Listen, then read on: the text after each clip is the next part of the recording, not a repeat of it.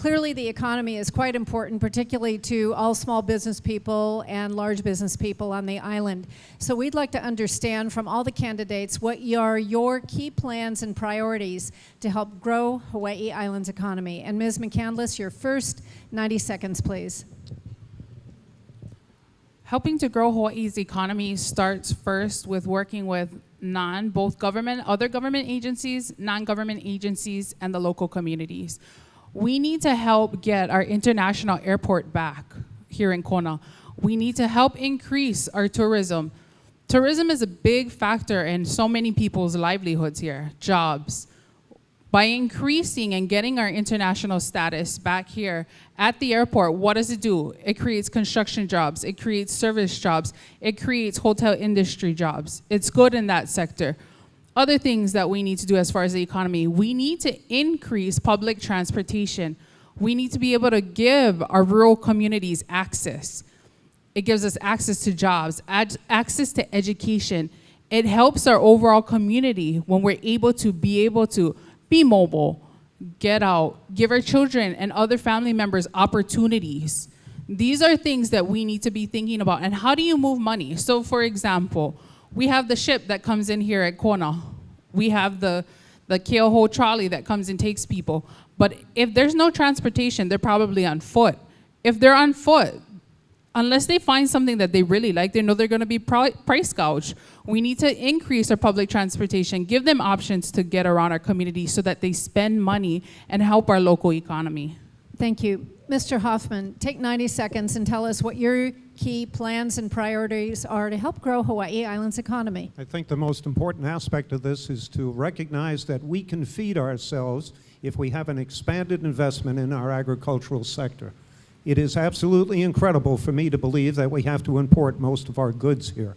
We need to work with a partnership with Palama Nui and other educational institutions to make certain that we train our high school seniors as well as others in the community, not just for entry-level jobs, ladies and gentlemen, but for careers. And until we begin to do that, we're not really helping ourselves or those individuals as well. We need to also make certain that as we look forward into these areas, we do the things that the other candidates have been saying. But until we develop and grow our small business sector in this economy, I don't see how we can be successful in the long run. And where the county simply isn't doing nearly enough in order to make those things be effective for all that are here in our economy. Further, we have to develop the public-private partnerships that are required to make certain that we provide a much broader scope in our affordable housing sector. The county has some good programs available at the moment, but those programs really don't build as many homes as we need to have in order to meet the growing needs of our community. We need to broaden that scope significantly. Thank you. Thank you, Mr. Hoffman. Mr. Kim, what are your key plans and priorities to help grow Hawaii Island's economy? I think the role of government in regards to the economy has to be mainly to provide the infrastructures that business needs, as well as a tax system that does punish them. I am very proud, and I will say it very openly, and I need you to look into it, and to hold me to it. I am very proud of the tax changes that were made during the 8 years in regards to reducing taxes.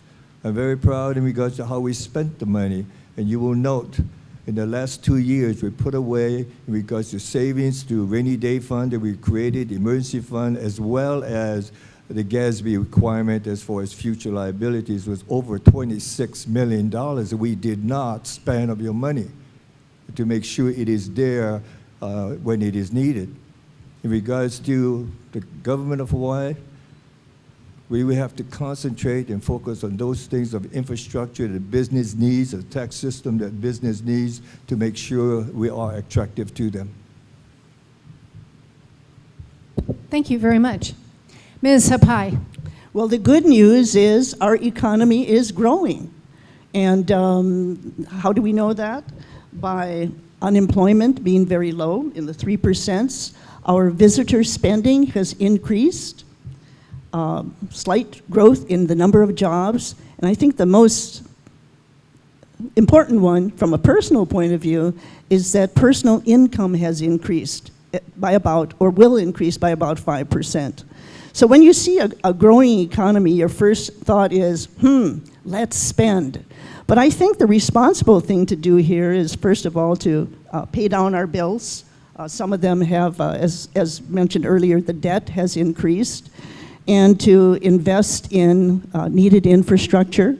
But the other thing I'd like to mention, because I have a few seconds here, is to grow the economy, to use a different model. And that is, businesses have had a major problem. Hawaii is not known to be the state that welcomes businesses, because often it's really done backwards. The business comes, it's invested millions of dollars, and it says, here community, here I am. Well, I'd like to do it in the reverse. The community development plans say, this is what we want, this is what we need. Business, you are welcome, come and become a part of our community. Thank you. Mr. Bryant. One of the problems that anybody working in Hawaii faces is the low pay level per hour. That has to change. And if we don't change it, we're going to be losing out constantly. We'll always be tailing it. I don't know why Hawaii cannot take the lead. Hawaii Island cannot take the lead. Hawaii State, that's another problem. But Hawaii Island could take the lead and raise the minimum wage to or living wage, and thereby have a trickle-down effect on our local economy. It's not all going to go to Las Vegas. It's going to stay here and be reinvested and reused and useful to the county. I feel that the living wage is really one of the prime things that the county needs to be focused on and do. Not just talk about it, do it. Mr. Weiner, what are your key plans and priorities to help grow Hawaii Island's economy? Mahalo. Thank you. Actually, the economy is one of my strengths. My platform is economy and ecology. And one of the most valuable things we have here in Hawaii is Hawaii. The name itself, the image it creates in people's minds. People want to come here. People want to come here and vacation. They want to spend time.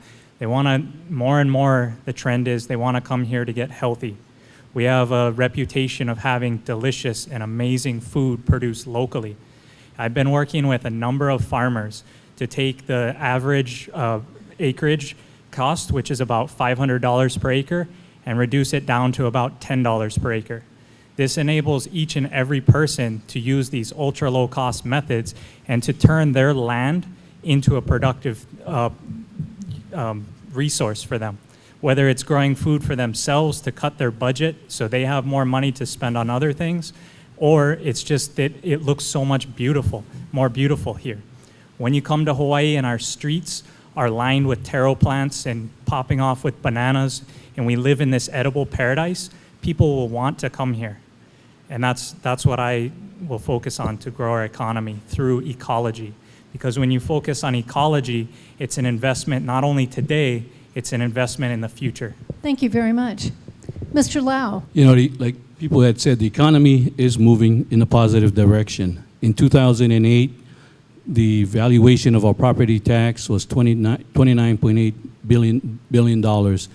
At the lowest, the recession, it was $23.5 billion, and that was about 2013.